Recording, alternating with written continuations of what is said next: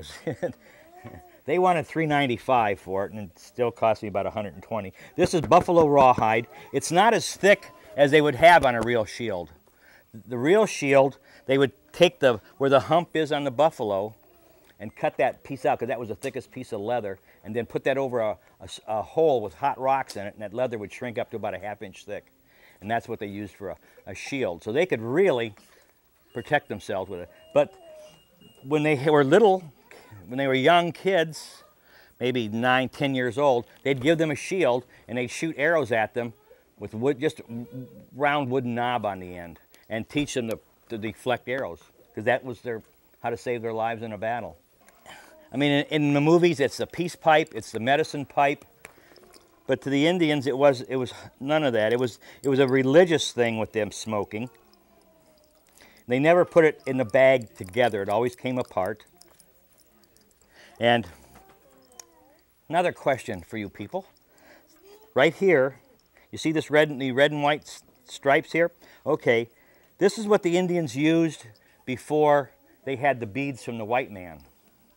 We're back to animals again. A small animal in the woods has long sticky things on it. Porcupine. The very small porcupine quills, the women could flatten them out, dye them, and weave them together. And this is, I mean, it's such a beautiful thing to see the quill work on there. On my hat, that faded red and white thing is also porcupine quills, then a rosette. And then on the feather also, going up the feathers, is porcupine quills. This is a container, brass box, that you use to start fires with. It has a magnifying glass on top, so if you're in a sunny day, you can use that. And otherwise, you can use it to carry your flints and your pieces of steel as a striker. What I have here is a frying pan, so I don't put a hole in the rug. And I have this little black cloth that we call char cloth. It's actually cloth that's turned into almost like charcoal type thing. It's cooked in a little can till it quits burning, smoking, and then you've got this char cloth, and a spark will land on here and then burn very slowly. So you have a chance to blow hard on it and get the heat up and get the fire going like we're going to have. But then what you need is a piece of flint and a piece of steel. And we strike, see when you strike this, see the sparks?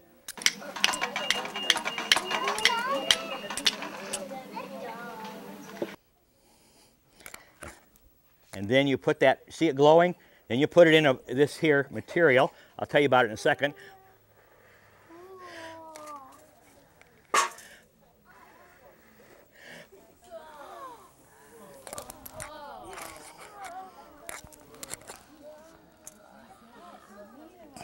How about that?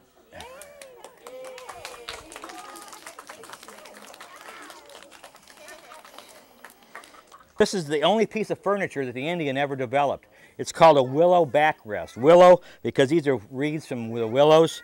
You've got 3 poles here done up in a tripod. You can tilt it back further.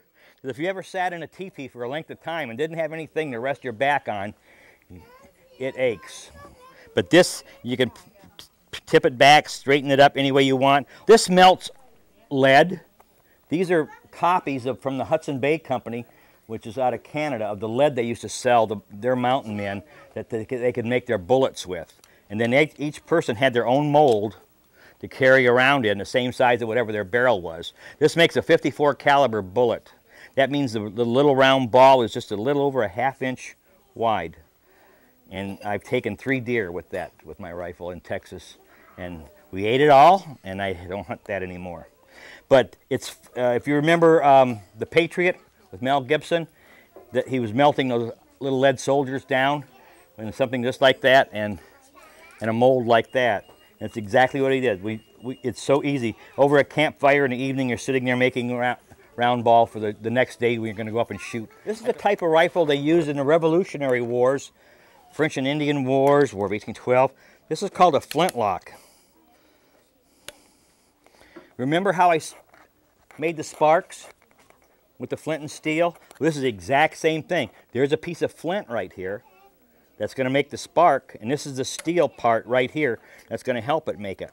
If it was a rainy day, a windy day, and you're pouring powder in here to fire this weapon off, well, sometimes it didn't work because they got wet or the wind blew it out, and it was a constant battle. This here is the shooting pouch that we wear. This is the powder horn. This carries the black powder in. It's scrimshawed. See, it's got a picture on it. It's got my name. It says Tom Burns, his horn. And then, so what you want to do is take this and you put powder in here. You measure it in. This is an antler tip off of a deer, and it's ground out, and it holds 90 grains of what we call 2F powder. It's a coarse powder. And then you put a patch, a piece of cloth here, and then the round ball, and this is a short starter, and you get it started going down there. And once it gets started, then you can take the ramrod, and you get it down there, and you make sure you pack it tight. You want it tight at the bottom there. Then you put this back. This isn't going to make any noise. It's just going to make a little flash of smoke. It worked that time. Now that makes that little flash in a pan, and that goes into the barrel. There's a hole there, and the bullet goes out that way. This is a percussion cap. We don't have a flint anymore, and we don't have the steel. We have a little nipple right here. And you put a percussion cap on there, and it's going to make a bang, and we're going to wake everybody up in the library. On 3, 1, 2, 3. Okay, little noisy there.